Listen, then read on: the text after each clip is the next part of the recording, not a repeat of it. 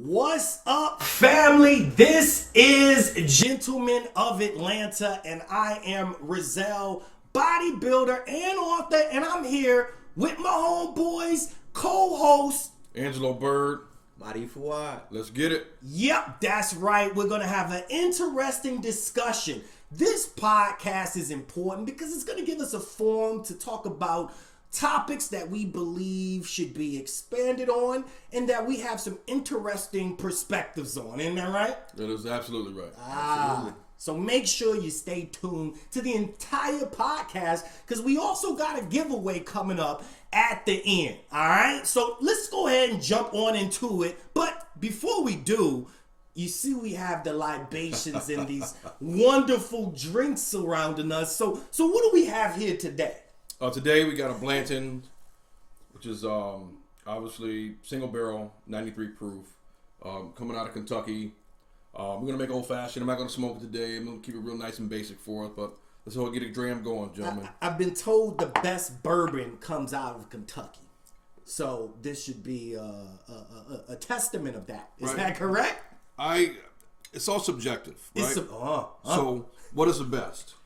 You know, what are you pairing it with? What are you eating it with? What's the goal, right? You're a Scotch guy. Mm-hmm. You like the more of the peatiness and the oakiness of the Scotch. Right. So we're going to sip it neat on a big, it's not really neat, it's on a big block. I'll say a quick little toast. All right. There's a thin line between just living versus just not dying. And to this, we're going to salute to life. So please repeat after me. Winners win. Winners win. Losers lose. Losers lose. Salute. Salute. Salute. Oh yeah, I like that. Yeah, whether you're a bourbon drinker or not, that's one to put on your list. I like that. So for the topic today, let's dive in to toxic masculinity. Woo! Right? What is it? What's the effects of it, and what's our perspectives on it, right? So let's do a deep dive. But before we do that, let's define it, right? I found it online, and a site simply says this, right? Toxic masculinity is a set of attitudes and behaviors culturally associated with expectations of men that emphasize strength, domination, and power. It stems from society's definition of manliness. Woo! All right. Did you get that? Did you get the definition? It was a lot there, right? I found a lot of definitions, but I think that's something to kind of take in. What did you guys take in from that? I think that fundamentally, especially as a middle-aged, 40-plus-year-old man. You're middle-aged? You're middle-aged? middle-aged? I don't think that's quite middle-aged. Well, whatever age that is. I know that growing up, got to be tough. No crying, no whining, no complaining. Just suck it up. Just deal with it. As it related to my emotions, my ability to commune with my people, my family, and I just had to just suck it up and be tough, and wasn't put in a position where I could share and show emotion. So that breeds a sense of resentment and hunger and burning desire inside of you, and you can't let that out in an environment that's safe. Absolutely. Absolutely. Yes. So. Yes. Madi? Toxic masculinity. Well, we have these gender roles, man and woman, and growing up, like you say, you're supposed to show no emotion, suck it up, and we battle with that, especially as black men, right? We grow up in these urban environments, where not even certainly. This is important for us, like black men specifically, because of our environment, right? Like growing up in Detroit, for us, yes, right? The environment makes you act a certain way, period. If you're going to survive, this is how you need to act. So it becomes almost a point of like, if you want to survive, right? Absolutely. So survival as a young black man, we navigate that. And survival in an environment, an infrastructure that was not built for us. As Great black point. men. That is well. That is Great well. point. Yeah, it's not built for us. So we learn our way in life and navigate as young boys growing into men, and it can be toxic when you're harming yourself and others. Yeah. And an unfortunate thing with toxic masculinity, to this word that's been around the last 3-4 years, we weren't really looking at it to the core of it's okay to be masculine. Absolutely. Absolutely. It's okay to be feminine. And we have feminine traits in us as well as masculine traits. And one of them is going to be more, I don't know the word. Dominant inside of you. And that's a lot of it's about how you were raised and who raised you. You know, you coming from an environment like yourself, raised by just your mom. Just your mom, right? Just and mom, you had... I had mom and dad. I had the difference. Yeah, and I had a mother and father who weren't married, but their relationship was at times toxic, and I had to witness that. And do I got to protect mom? Do I got to protect dad? Who's going to protect me? So a lot of that growing up, I want a solution. Let me be the peacekeeper in a lot of this, and that's not good either. Because as a young boy, I shouldn't have to deal with the responsibility of adults' problems. That makes sense? Yeah, absolutely.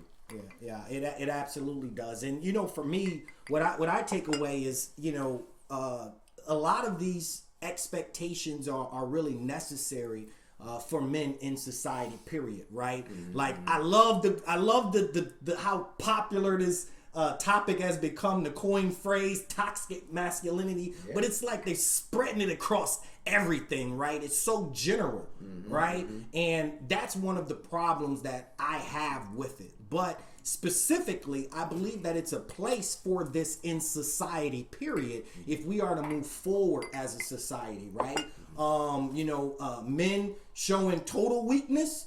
How is a society supposed to function off of that, right? It's never been a society of that, right? Let's say that was a characteristics that became dominant in society. Why wouldn't another country come over and take over?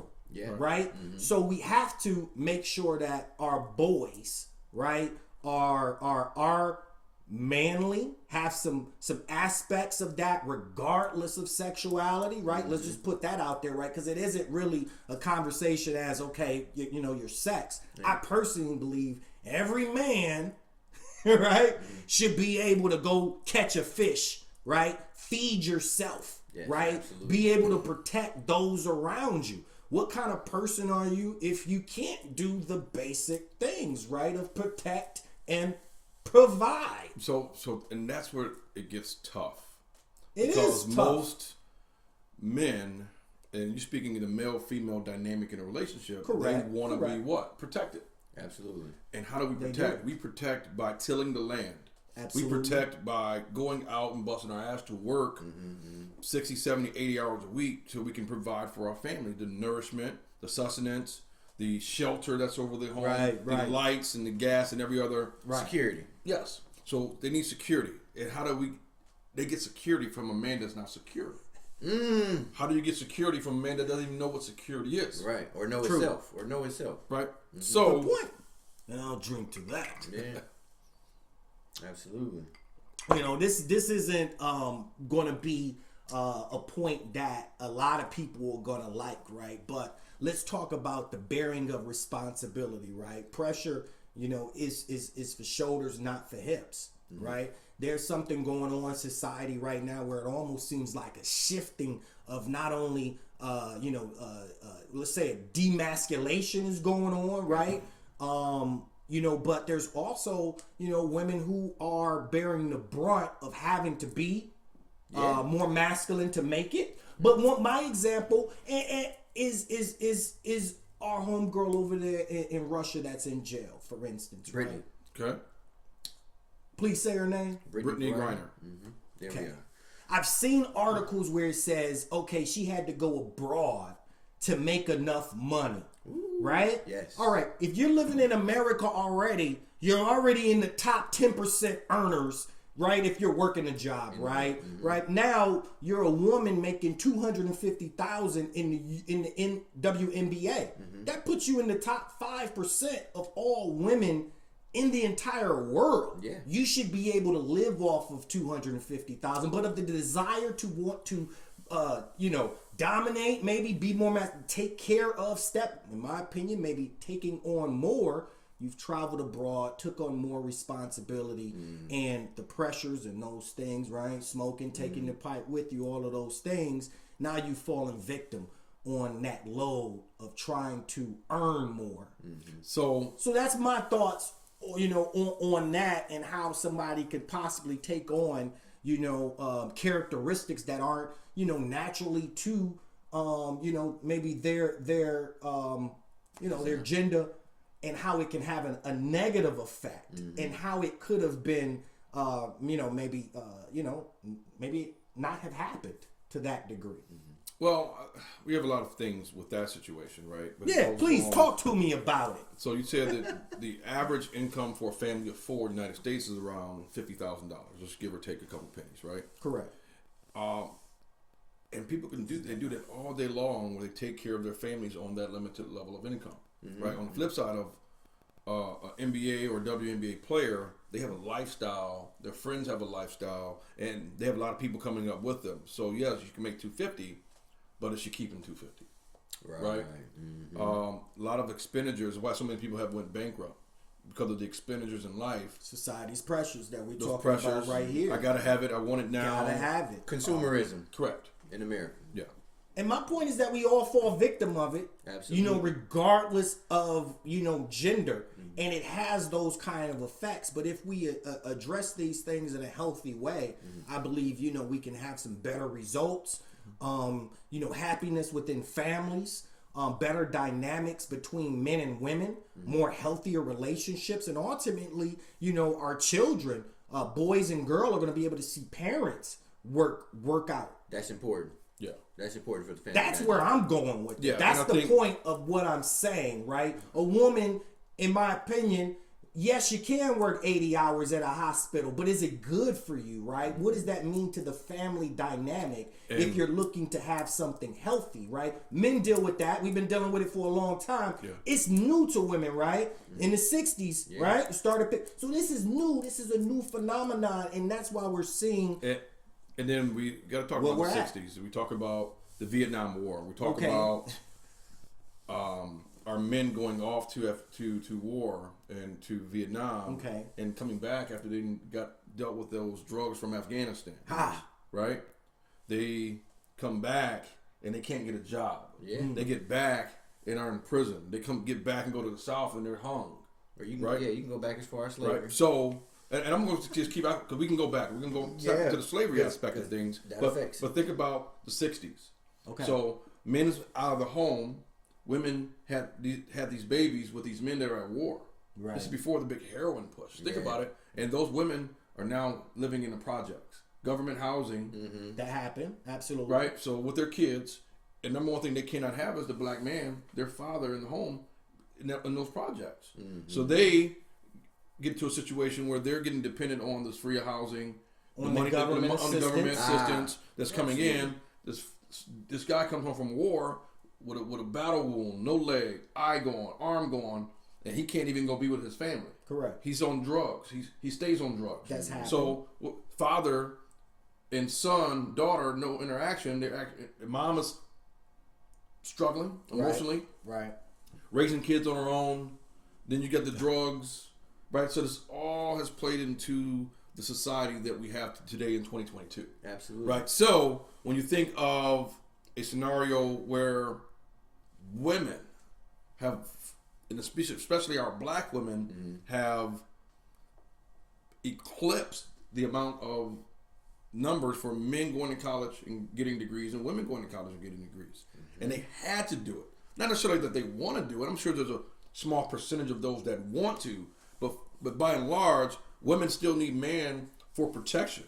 Women need those men for love, right? And women need those men just for guidance, wisdom, and leadership that is lacked because they had to go out and do all this stuff in the books and make all this money, like a Brittany Griner, right, to support so many other things and other people. Right? We got to bring some balance back. And I think that's equality. The equality back with this blog. this vlog. And on that note, I'm going to pour me a little bit more scotch. Some scotch now. Yeah, vlog. Yes, the vlog. Yeah, so the inequality, it exists amongst man and woman, and we see it persist, from one generation to the next. Women have had to fight to get certain rights, to be able to vote, to be able to fit in society equally. Right. And I think that adds to toxic masculinity because women have had to fight so hard. So now when they see a man pushing back because he's trying What's this, baby? You ain't got to do all of this? Yeah. You ain't got to push the heavy load, baby? You ain't gotta That's like, hold on, what you... Okay, right. I got your point. Right. Absolutely. So we're stuck in this battle. This jousting. Yeah, that's back what and it forth. is. We're playing tennis of life, trying to hit a ball. We should be a partner or doubles or Serena and Venus on the same team, right. But we're still fighting each other. But we want the same thing. Absolutely. You don't have to fight for it. You have to struggle for it. Yeah. Right? And that all comes down to communication. Yeah. Honey, what do you need from me? How does it make you feel when I do X, Y, Z? Right? Absolutely. And we come to the same table, but the goal is to breathe life into one another. Yes. And talk to one another. And grow and develop. It's important. One another. So... Yeah, man. Those are the keys to really a healthy, relationship. And again, that's the reason for this podcast, right? So, we can have some good dialogue that, men who have families or, single, preparing for a family, young men who are entry-level jobs. This is the podcast where they can come. Here's some real conversation from different viewpoints, right? That they may not hear on any other platform out there, right? So that's why we doing that. And the beautiful thing is, we get the opportunity to just keep it real. Yeah. And we are, one of us on this panel is married, happily married. Absolutely. One of us on this panel is happily in a relationship, and one of us on this panel has done all of that. He's happily. Am I happily single? I don't know. I think that still, even with that being said, that there's not many great, strong men in the world that are doing it by themselves. No. All the powerful influencers across the globe have a powerful woman alongside of them to keep them balanced. Statistics show that men live longer when they're married. So y'all telling me I need to. Statistics show. You keep your options, take a look here. Take a look. So toxic masculinity, it exists. It can be poisonous to a man and a woman. Absolutely. That dynamic, because there's characteristics such as, right, the aggression towards one another, right? We all agree that's unhealthy. Absolutely. For anyone. But you guys may be familiar with Jordan Peterson, right? Yeah. He says that every man should be dangerous, right? And what you should do is work to,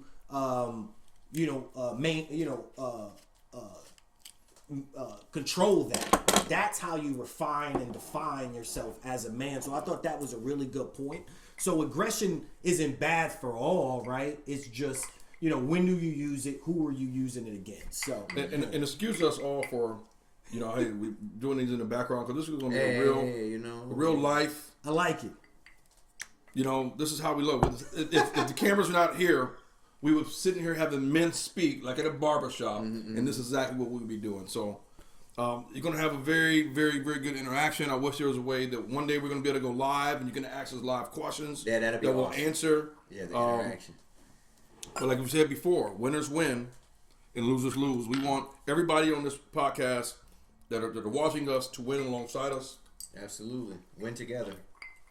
And there you have it. Please comment below. Let us know your thoughts on this particular conversation on toxic masculinity. If anyone's points was out of line or on point, we want to hear it. We want to hear from you. And then also make sure you click the links below because we're going to have a raffle taking place at the end of this week. for Only Three Snacks, one of my companies that I co-own with some family members, really trying to build legacy for our children's children. So Beautiful. That's right. That's right. So Angelo has a lot going on. My D, what do you have going on, my brother? Well, I'm an artist, musician, and I got some new records in the works. So just doing production, looking to get some new visual shot for these records, so I can bring it to life and present it to you all. All right, and you can catch them right here. And as for myself, you guys can follow me, of course, online as well. The link will be below. New book coming out here soon as well. But until the next time, family, peace. We'll catch you. Gentlemen of Atlanta. salute.